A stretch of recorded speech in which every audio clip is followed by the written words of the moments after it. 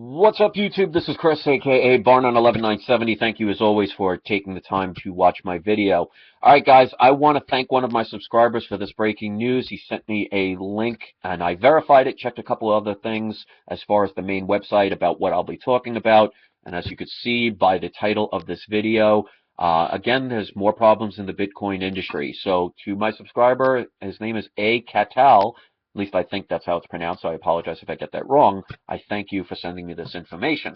I will read one of the many different articles that you can read, and I will post the link down at the bottom of the description box. But let's get into it, and let's get into it. All right, reports are that hackers may have pilfered more than $390 million in Bitcoins from Mt.gox, which prompted companies from San Francisco to London, as well as their industry group, the Bitcoin Foundation, to assure Bitcoin users that their funds won't disappear due to theft or mismanagement. The apparent collapse of Mt.gox comes after months in which the currency's prices soared, and it attracted increased attention from investors and customers, and scrutiny from the U.S. regulators over possible money laundering and fraud.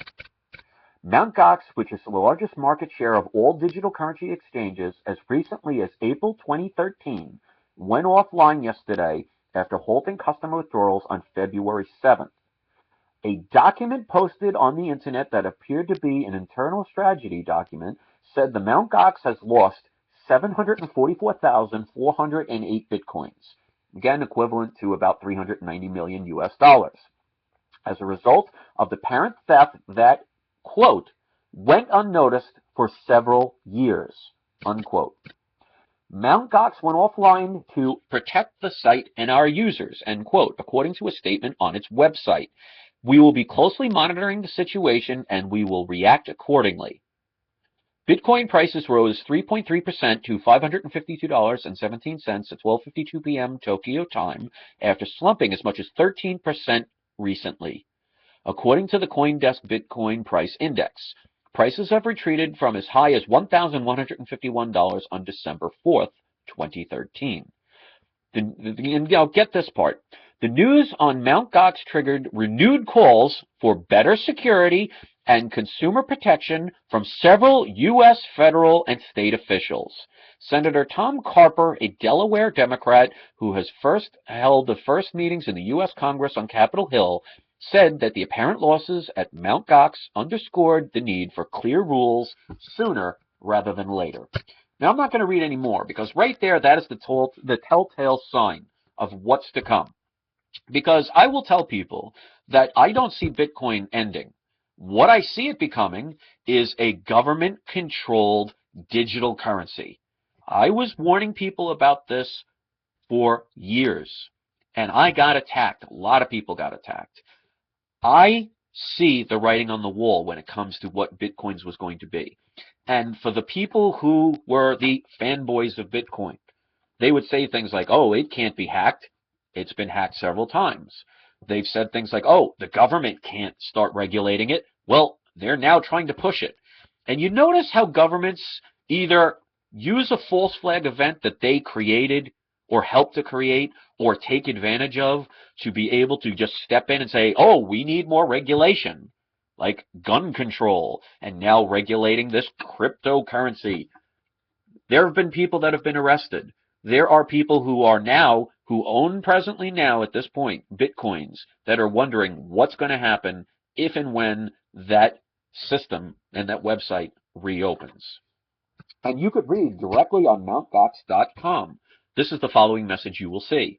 Dear Mt.gox customers, in light of recent news reports and the potential repercussions on Mt.gox's operations and the market, a decision was taken to close all transactions for the time being in order to protect the site and our users. We will be closely monitoring the situation and will react accordingly. So you try and buy or sell Bitcoin on that exchange, it's not there. Just imagine if all of a sudden tomorrow the stock exchange wasn't there anymore. What kind of panic that would create. But luckily, there are not enough people in the Bitcoin industry to create that kind of panic. But what the government is going to do, whether they cause this, whether they help to cause this, or whether it's just an opportunity that they can slide in, they are going to try and take control over this to protect the people And that whole one world digital currency thing that a lot of us have been warning people about over the years, well, that could be a potential opportunity here for them to have it happen. Now, I'm not saying that's going to happen, but it's looking more and more like that could be a potential. And if you think governments are on your side to make your world a better place to live, I would love to know where you're living, because you're living in a much better reality than most of us are. And the problem is the people who really run things, the top 1% of the top 1%, who pretty much have more than half the world's wealth, they treat us like a bunch of fish in a fishbowl. And we're traveling around, we're hoping they'll clean the water, they're hoping that they'll sprinkle a couple of flakes on the top, they're hoping they will take us with them if they move, they won't damage the tank, and we live our lives just scurrying about waiting for our next meal. And when they find it convenient, they will go and dangle those little flakes. I understand people can make money on this, and I understand the concept of why people wanted Bitcoin to work. Because people were tired of the dollar, people were tired of the euro, people were tired of corrupt bankers who will rob and steal from us, who will create Ponzi schemes, will deflate our currency by creating more and more of that currency backed by nothing, and damaging all of us. I understand it, but Bitcoin was not the answer. And when I made my Bitcoin videos, I wasn't doing it to try and become popular. Because let me tell you, I was on the wrong end of the stick on Bitcoins when it came to popularity. I wasn't a Bitcoin fanboy, and I could have been. If I wanted to do it for views and attention, I would have just did what everybody else is doing. Oh, join the current wave. And I got hammered. I got killed. But it shows that the primary investor in Bitcoin was not trying to protect their wealth against the corrupt dollar. They were doing it because of the money they can gain. And how do I know that? Well, on my Bitcoin videos, where I warned people to stay away from them, every time Bitcoin prices went up, I got hammered, attacked, made fun of. And every time the Bitcoins plummeted, and there were many a times you can call it a plummet, when you have a Bitcoin go from about $1,200 to about $500 in the span of a week, that is what's called a crash. And trust me, I make gold and silver videos. That's not about becoming wealthy. That's protecting your wealth. It's protecting what you have against the collapse of currencies that they are devaluing on a daily basis. When people use greed as a motivational tool, they will never get far in life, and we will never get far in life as a society. And the people at the top, who will always have more than you'll ever have, who will always have more information than you will ever have, who will have more influence than you will always have, while you're making thousands or making even millions, somebody else is making billions off of everyone. So you might have made an extra pocket with Bitcoins, but if it screws your father or your mother or your grandparents or your children or your friends or your family or your community or your country, was it worth it? And this is why, throughout history, if you look at the underlying thing behind Bitcoin, if you look at throughout history, if we keep doing the same thing over and over again, nothing is ever going to change. There's a reason why they want us to have revolutions every couple of decades and wars every couple of decades. Because they want enough time to go by where people forget about it. But they want people to never learn from their mistakes and continue to do the same things over and over again. So Bitcoins is another way to get a few people to create a buzz based on money, greed, and being able to get what's mine. And if you have that concept, there is no community, there is no unity. There is, let's get what I can get, screw everybody else. But you don't realize in the long run, it screws everybody. And if we can't learn that in life's lessons and see the deeper meaning behind all this, we're never going to improve as a society. So I made videos trying to warn people about Bitcoins because I care about people. I don't want to see people lose their wealth. And the majority of people that are in Bitcoin now are very scared. But that doesn't mean people like the Max Kaisers in the world, who was pumping Bitcoins when they were under $20 and probably made a shit ton of money off of people that he took advantage of. People like that made millions. Is that the kind of person you want to be? Because for him to make millions, that means millions had to be taken from other people, hardworking people, people that are barely getting by just to survive. So I'm not talking about the fact that you can't make money in Bitcoin or anything in this world, but it's all about integrity. It's all about what are you willing to do to earn a dollar.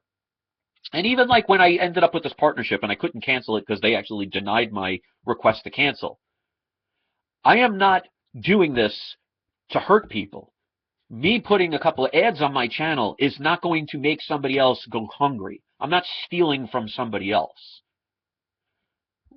People need to know there are plenty of ways to earn a living. And if we use greed as a tool to live your life, you are going to hurt more people, and in the long run you hurt yourself.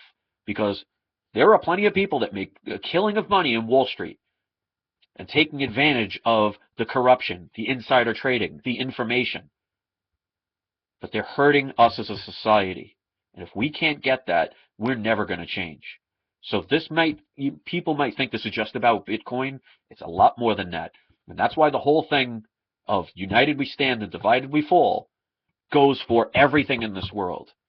We can't have a few people make a couple of $1,000s while others are making millions of dollars and billions of dollars and trillions of dollars, stealing from the majority of people. They want a couple of people to succeed. So this way they have people on their side fighting for them so they can make the billions and trillions. Stop helping them. Stop feeding the beast. Because I can guarantee you that Mt.gox website will open up again. And it probably will see money rise again at some point. And what'll happen? Reeling in the fish with a little bit of bait. Stop being lured. Stop using greed. And that's why I've always talked about physical gold and silver. Owning something. I never said it's going to make you a millionaire. What I've always said is, and I always said, don't think in dollars, think in ounces. Because it's about protecting your wealth, a storage of wealth. Bitcoin, plain and simple, is all about greed. Whether you want to admit it or not, whether it makes you angry or not. I'm not here to become popular. I'm here to spread the truth. So I thank you guys for watching this, and I would love to hear what you have to say. And for those of you out there that got those Bitcoins, I really hope there's a rainbow at the end of your tunnel, light at the end of your tunnel. But if you're still in this cryptocurrency, mark my words that the governments are going to step in to save you and to protect you, just like they do while they take advantage of every other false flag operation. And I'm not saying it's a false flag event, but they're definitely trying to already talk about trying to regulate it. The very thing that the Bitcoiners would kill me and others for, saying would never be done. Let's wait and see. Thanks for watching, guys. Enjoy your night. Peace.